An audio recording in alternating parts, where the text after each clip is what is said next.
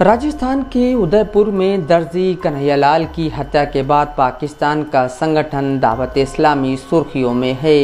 कन्हैयालाल के हत्यारोपी मोहम्मद गौस और रियाज अत्तारी का दावत इस्लामी से कनेक्शन सामने आया है। ये भी सामने आया है कि हत्या के लिए गौस और रियाज को उकसाने का काम दावत इस्लामी ने किया था।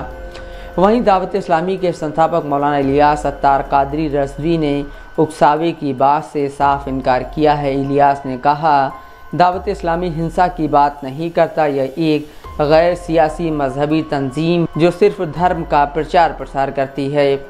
भारत में भी दावत इस्लामी के कई ऐसे समर्थक हैं जो यह कह रहे हैं कि दावत इस्लामी सिर्फ दीन का काम करती है।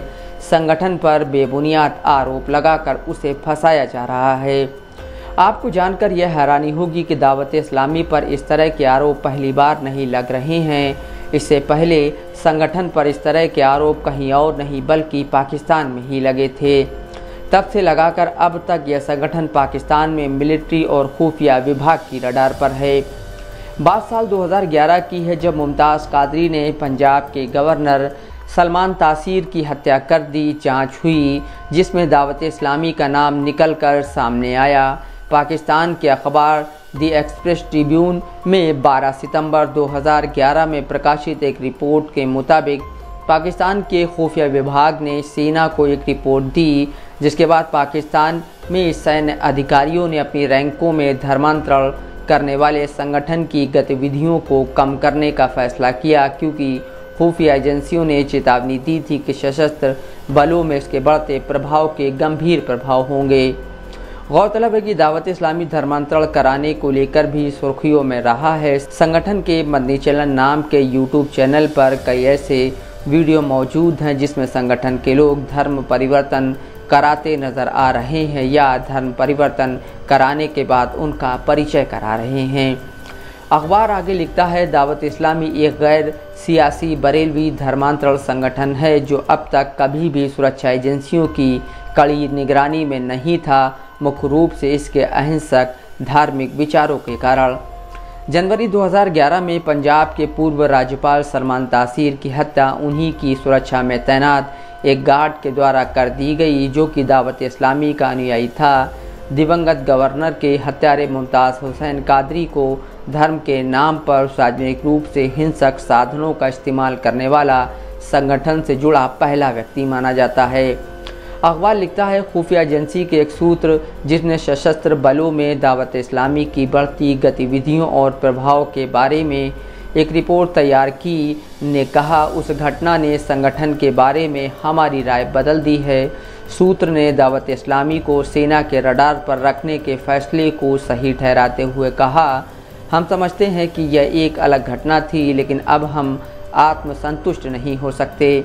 खुफिया रिपोर्ट के मुताबिक जिसकी सामग्री को द एक्सप्रेस ट्रिब्यून के साथ साझा किया गया है, न केवल सशस्त्र बलों में दावत इस्लामी का प्रभाव बढ़ रहा है बल्कि सेना में उसके अनुयायी संगठन के वित्त पोषण का प्रमुख स्रोत बन गए हैं।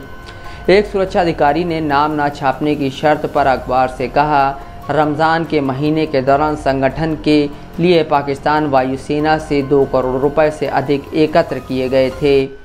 दावत इस्लामी की स्थापना 1980 में कराची में इलियास अत्तार कादरी द्वारा की गई थी। हालांकि संगठन ने इसकी स्थापना का साल 1981 बताया है। दावत इस्लामी के पाकिस्तान और विदेशों में हज़ारों लाखों अनुयायी हैं। संगठन की अपनी वेबसाइट और एक टीवी चैनल है जिसे मदनी टीवी कहा जाता है।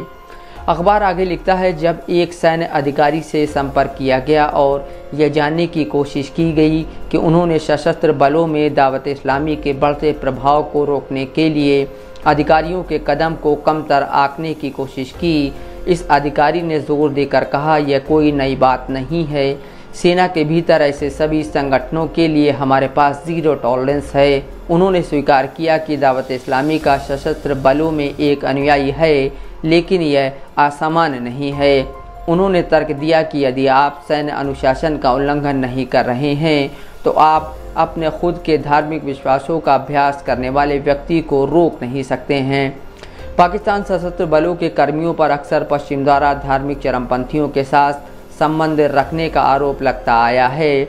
जून में सेना ने पुष्टि की कि उसने प्रतिबंधित हिजबुत तहरीर के साथ संबंधों के लिए 4 अन्य सैन्य कर्मियों के साथ अपने एक वरिष्ठ अधिकारी को हिरासत में लिया था। ब्रिगेडियर अली खान और 4 अज्ञात मेजर सेना की हिरासत में हैं।